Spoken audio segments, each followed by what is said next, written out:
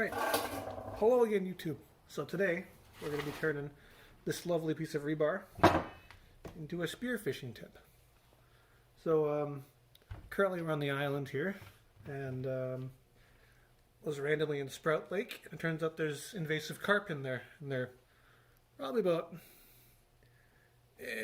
they're about 30 pounds. And I've never spearfished before, and it's something I've always wanted to do. So today we're going to be making a spearfishing rod out of this lovely piece of steel, this piece of rebar, which we're going to be forged into this, something that looks like that anyway. And I've just got this lovely band that we're going to use as the elastic. So basically, how this is going to work is just attach this bit to here, like, you know, maybe some baling wire or, you know, duct tape. This is sort of a, you know, what we can do with what we got, and then you'll just pull it up like this, and that will have elastic tension here, and when you release it, just jets forward. So the main video is just going to be making this. I don't have my GoPro, so I won't be able to show you the actual fishing, but I'll show you if I do get a carp. So without further ado, let's get started.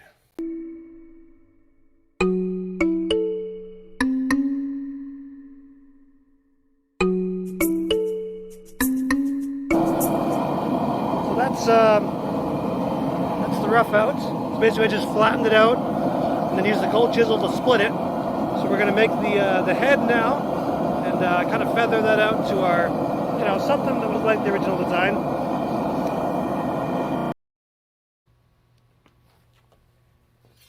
So long story short, the phone decided it was too warm and decided to take a nap, otherwise known as turning off.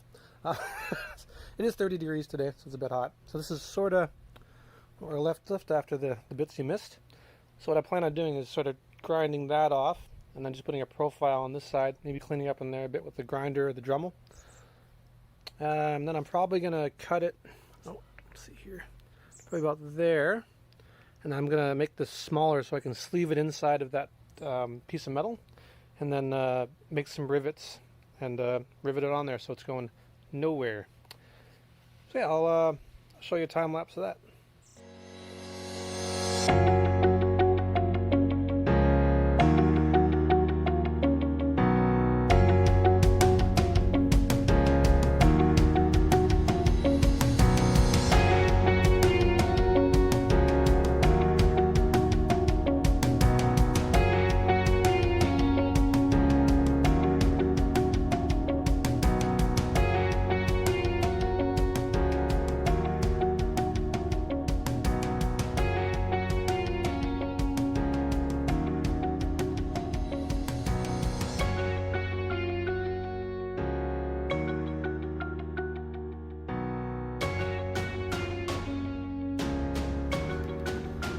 What we're going to do is we're going to cut this here, and then this will be the point we draw out so it fits in this diameter of tube, so it's not a whole lot different. So that's just about done. As you can see, a bit cleaner, fairly sharp. So what we're going to do now is we're going to take it back to the forge. We're just going to heat it up and quench it. It's tempered. Hopefully this doesn't break off in the fish. Don't think it will, but you never know. Anyway, nothing too pretty, just something that works.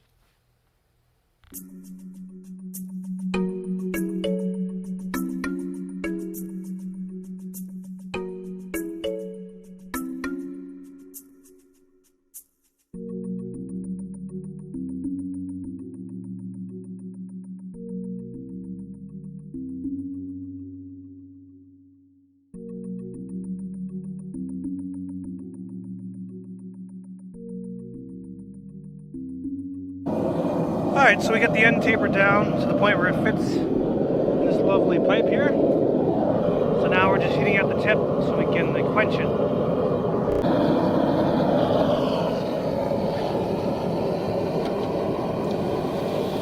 So I want to avoid quenching the core. It'll be too brittle.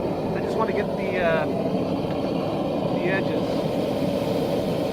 That's my plan anyway.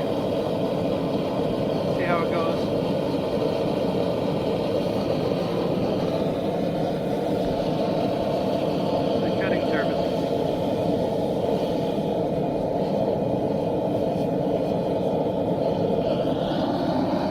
That baby's hot.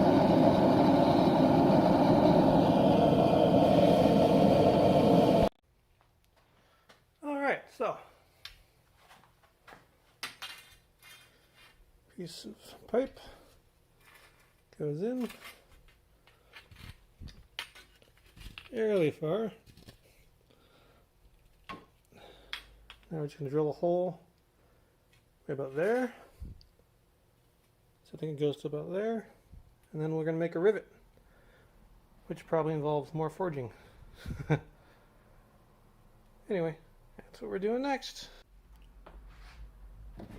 So for those of you who are wondering, carp here are an invasive species, and they're one of the only things you're allowed to spearfish in freshwater. In fact, when I looked it up in British Columbia, best I could figure, it's the only fish you're allowed to freshwater spearfish. So, yeah.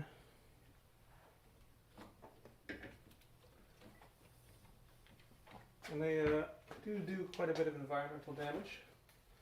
It's not like the blameless fish. They eat a lot of salmon eggs and all that.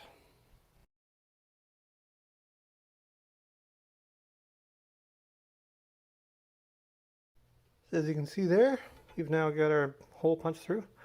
And this is what I used last time for a pin to make my tongs. So what I'm going to do is I'm just going to tape this down so it fits through there. And then we'll just hit it with a ball peen.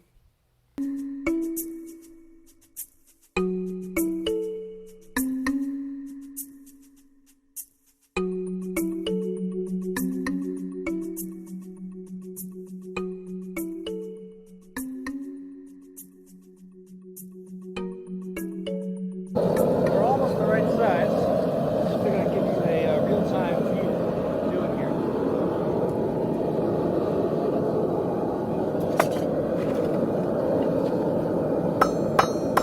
Just hitting it and turning it. Just draw it out. One thing you want to be careful of is that if you don't want to heat it too much or slow it down, you don't really want to hit it more than that, otherwise it'll start cracking.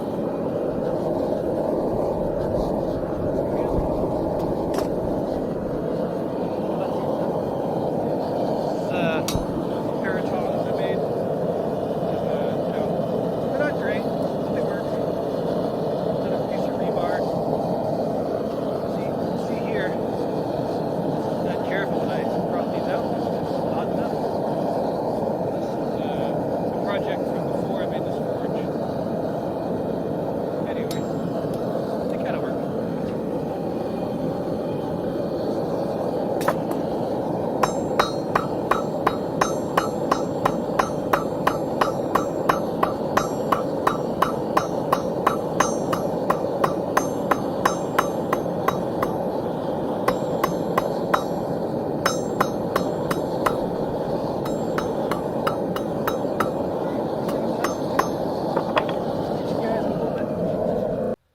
So as you can see, is now through the fancy thing. So we're just going to cut it off about there. But that's alright. Put this high off, this high on the bottom, and we'll just hit it with the ball peen hammer, thus making a rivet.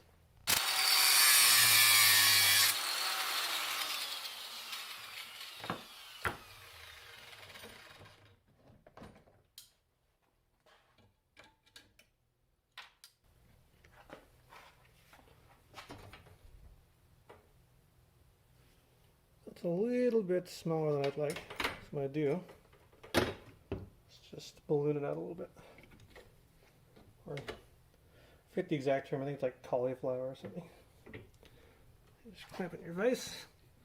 Hopefully it doesn't snap.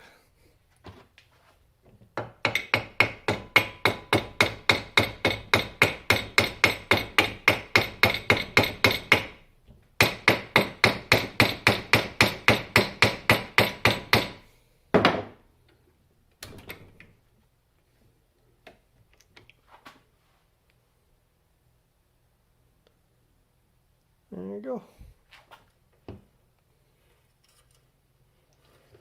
Tap, tap, tap in there.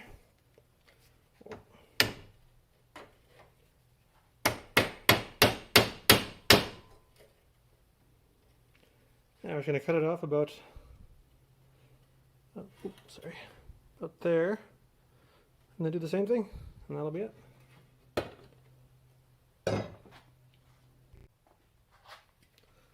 Something like that.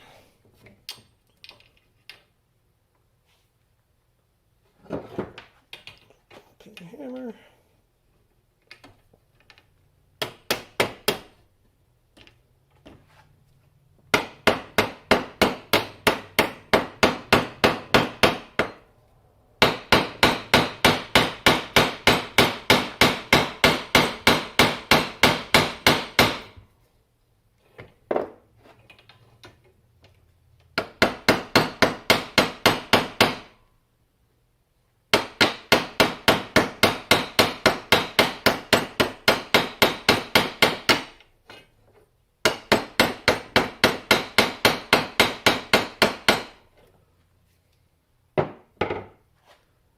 And there we go.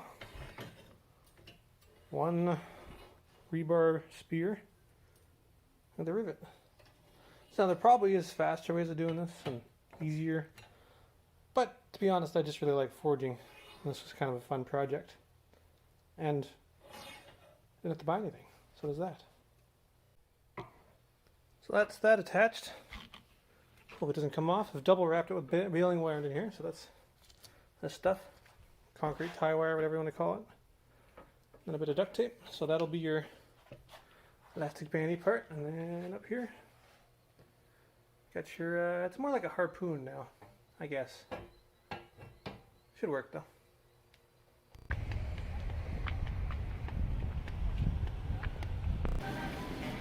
Glorious. So we got a camera. We get to see a fish.